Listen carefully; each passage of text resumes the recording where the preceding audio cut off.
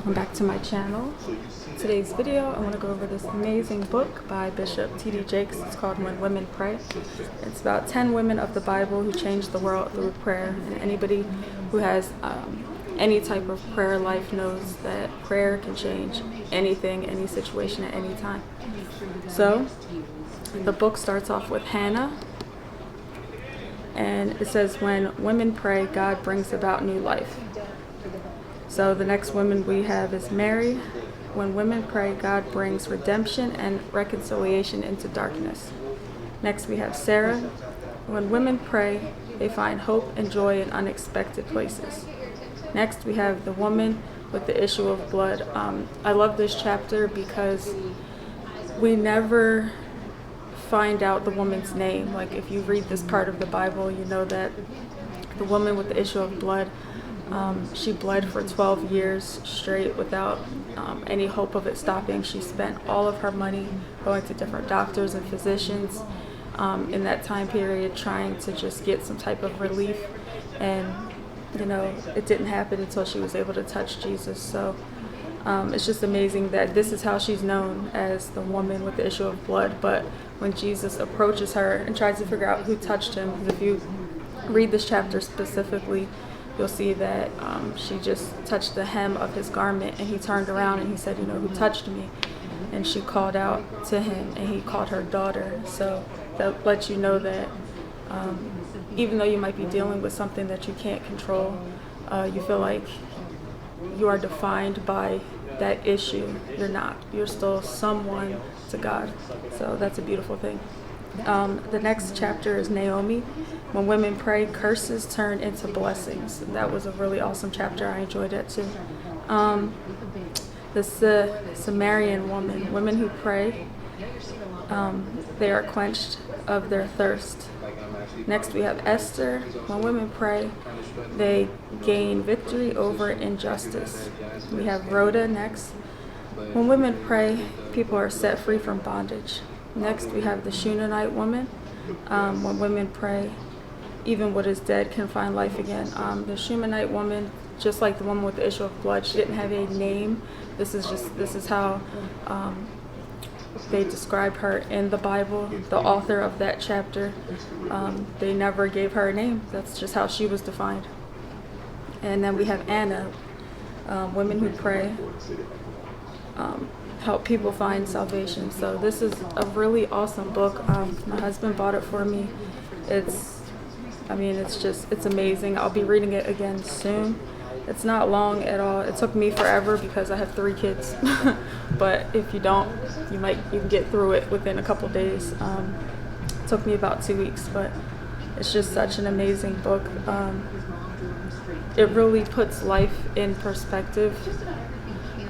Like I said, 2020 was a tough year for everybody in some way, shape, or form.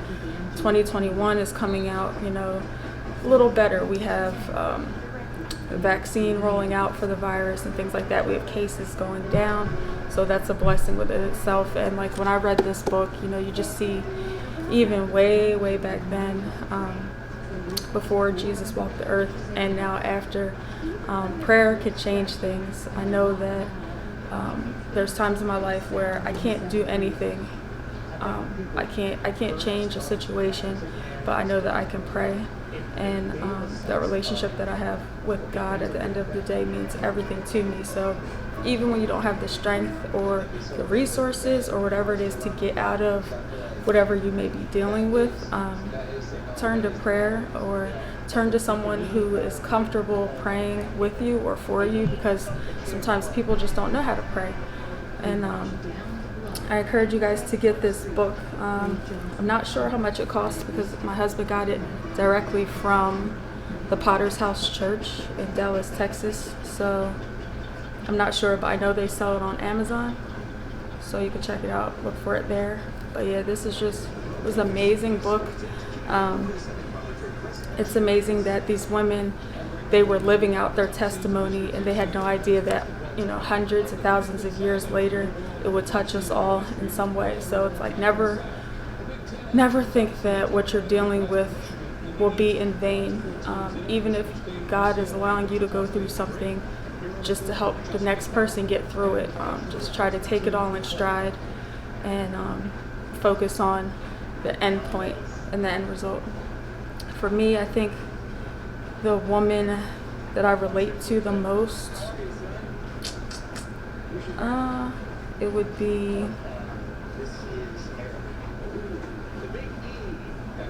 probably the woman with the issue of blood. I think that blood can represent many different things, spiritually and physically. And even though I haven't bled for 12 years straight, or I haven't had any ailments that have been, 12 years ongoing or whatever, I know that but I lost my mom unexpectedly, going on 6 years now. And that, I guess, would be like the issue of blood for me, right? I'm trying to constantly navigate through my life without her, because I was 27 when I lost her, and I'm now 33.